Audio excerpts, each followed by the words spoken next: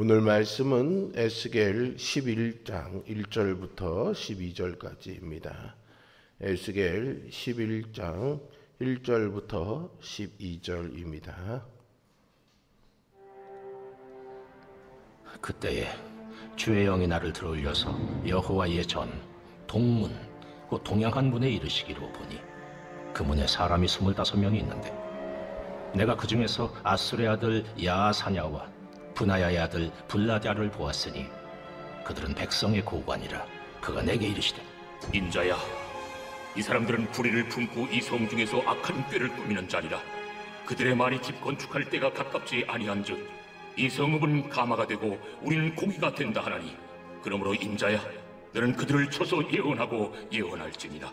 여호와의 영이 내게 임하여 이르시되 너는 말하기를, 여호와의 말씀에 이스라엘 족속아, 너희가 이렇게 말하였도다. 너희 마음에서 일어나는 것을 내가 다 아노라. 너희가 이 성읍에서 많이 죽여 그 거리를 시체로 채웠도다. 그러므로 주 여호와께서 이같이 말씀하셨느니라. 이 성읍 중에서 너희가 죽인 시체는 그 고기요, 이 성읍은 그 가마인데 너희는 그 가운데서 끌려 나오리라.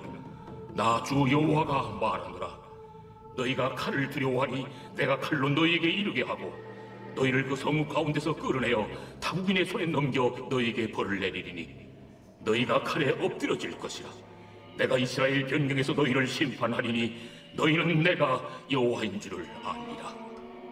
이 성읍은 너희 가마가 되지 아니하고 너희는 그 가운데의 고기가 되지 아니할지라. 내가 너희를 이스라엘 변경에서 심판하리니 너희는 내가 여호와인 줄을 알리라. 너희가 내 율례를 행하지 아니하며 규례를 지키지 아니하고 너희 사방에 있는 이방인의 규례대로 행하였느니라 하셨다 하라. 아멘.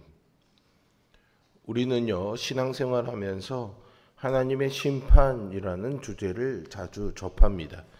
그런데 심판이란 이 단어를 파괴, 복수, 분노의 표출로만 받아들여서 두려움과 거부감을 갖기도 합니다. 하지만 에스겔 선지자는 하나님의 심판에 그분의 깊은 뜻과 선한 목적이 담겨 있음을 강조하죠.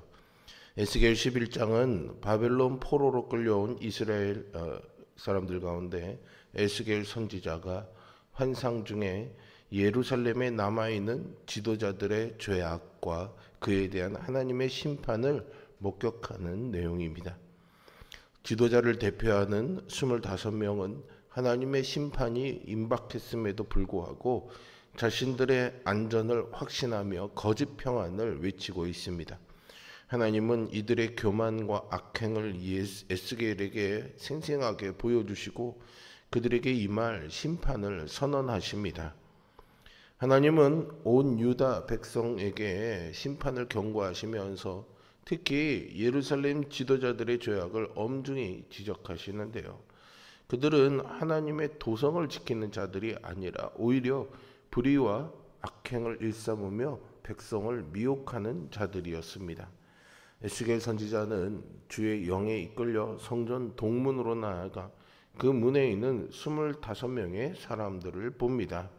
그 중에는 지도자급에 속하는 야사냐와 블라랴가 있었습니다. 하나님은 이들이 성 안에서 악한 계략을 꾸미고 백성에게 그릇된 조언을 한다고 말씀하시죠.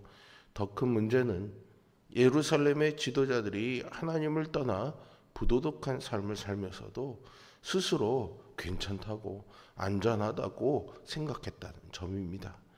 그들은 집을 건축할 때가 가깝지 않으니 솥 안의 고기처럼 안전하다며 예루살렘에 머물라고 백성을 부추겼습니다. 그러나 하나님은 그들의 마음 깊은 곳까지 꿰뚫어 보시며 그들이 행한 모든 죄악을 아신다고 하십니다. 거룩하고 공의로우신 하나님은 절대로 죄를 묵과하실 수 없기에 그들에게 진노를 내리실 것을 경고하시죠. 그렇다면 하나님이 진노하시는 목적은 당신의 백성을 파멸시키려는 것일까요? 그렇지 않겠죠.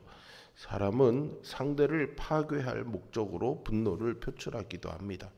하지만 하나님의 심판은 죄와 불의를 제거하고 당신의 백성을 온전히 회복시키기 위한 하나님의 거룩한 손길입니다. 심판의 경고 앞에서 우리는 두려움에 머무르는 것이 아니라 회개와 순종으로 하나님께 돌아가야 합니다. 그럴 때 하나님께서 우리를 새롭게 하시고 은혜와 소망으로 인도하십니다. 그러므로 심판을 통해 우리를 정결하게 하고 회복시켜 주시는 그 하나님의 사랑을 신뢰하는 우리 모두가 되기를 바랍니다. 바울은 그리스도의 임박한 재림을 언급하면서 그들이 평안하다 안전하다 할 때 임신한 여자에게 해산의 고통이 이름과 같이 멸망이 갑자기 이를 것이라고 데살로니가전서 5장 3절에서 경고했습니다. 거짓 평안은 실제 고난보다 더 위험합니다. 눈을 어둡게 마음을 둔감하게 만들어 대비하지 못하고 한꺼번에 무너지게 만들기 때문이죠. 안전하다 착각하는 어리석음에서 벗어나려면 고난을 직시하고 겸손해야 합니다. 고난을 통해 주님이 무엇라 말씀하시는지 민감하게 영혼의 귀를 기울여야 합니다. 한편 권력을 가진 지도자들의 잘못된 판단과 맡은 공동체를 전체를 위험에 빠뜨릴 수 있습니다. 지도자들이 자신들의 안위만 생각하며 백성을 기만하지 않기를 하나님께 기도해야 합니다. 하나님의 말씀에 따라 공의롭고 정직하게 공동체를 이끄는 지도자를 하나님이 세우시고 친히 이끌어 주시기를 함께 기도하는 이 시간이 되기를 바랍니다. 하나님의 영이 에스겔에게 임하여 그들의 마음과 생각을 꾸짖으시면서 그들이 살인과 악행으로 성읍을 가득 채웠다라고 책망하시죠. 이처럼 겉으로 드러난 모습뿐만 아니라 마음속의 악한 생각과 불의한 행동도 하나님의 심판 대상이 됩니다.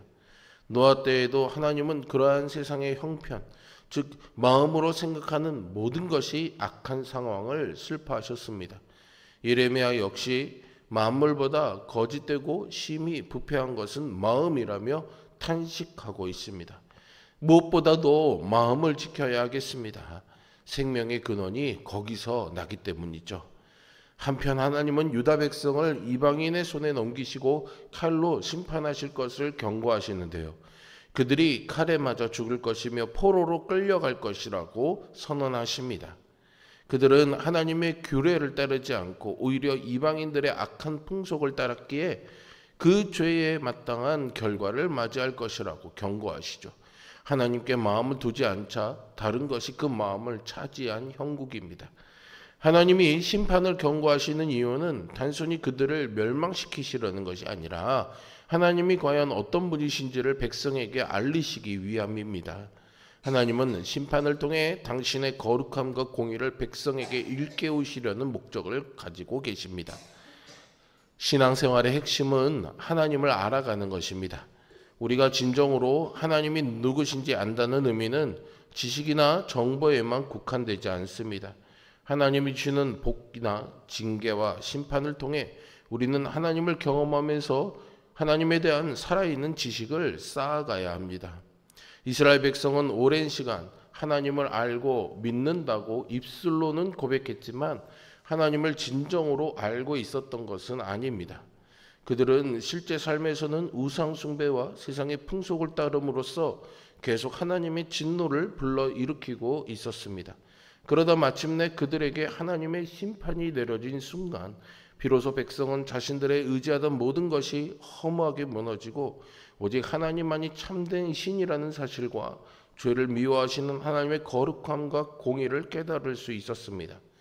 우리를 감찰하시며 죄를 심판하실 거룩하신 하나님을 경외함으로 바라봐야 합니다.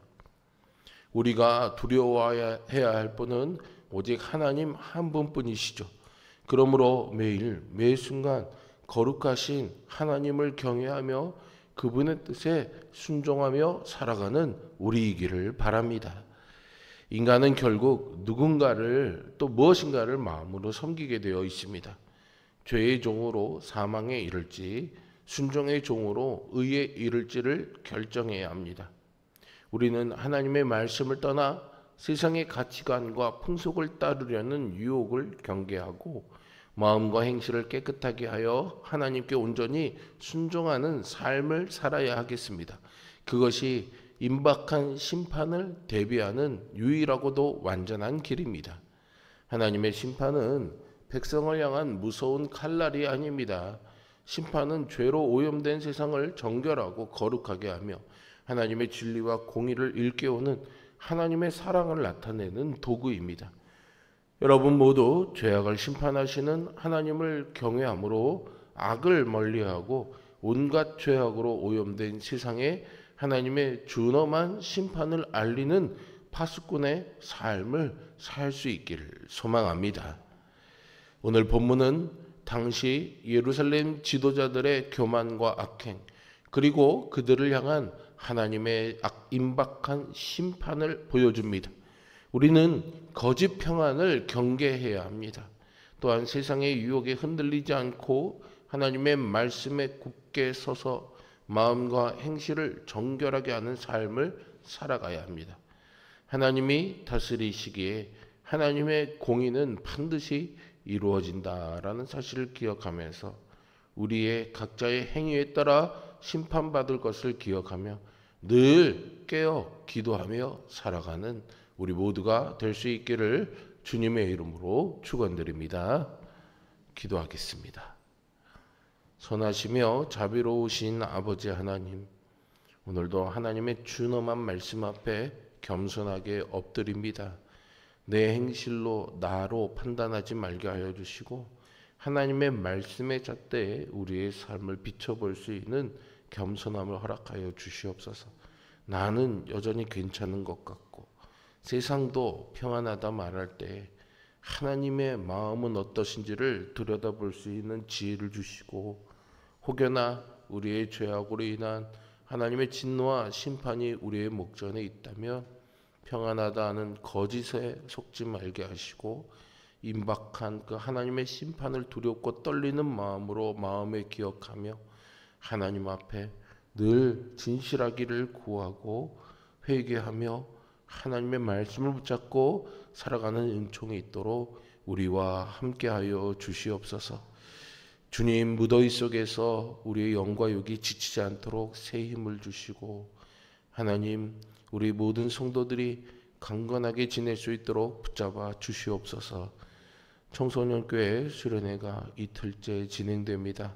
오늘도 우리 아이들을 안전하게 지켜주시고 또 수련회 가운데서 하나님을, 예수님을 인격적으로 만나는 인생의 큰 은혜와 또한 큰 전환점이 있도록 함께하여 주시옵소서.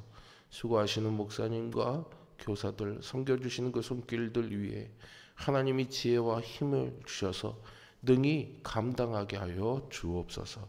신실하신 하나님께서 오늘도 우리를 붙잡아 인도해 주시기를 소망하며 예수 그리스도의 이름으로 기도합니다.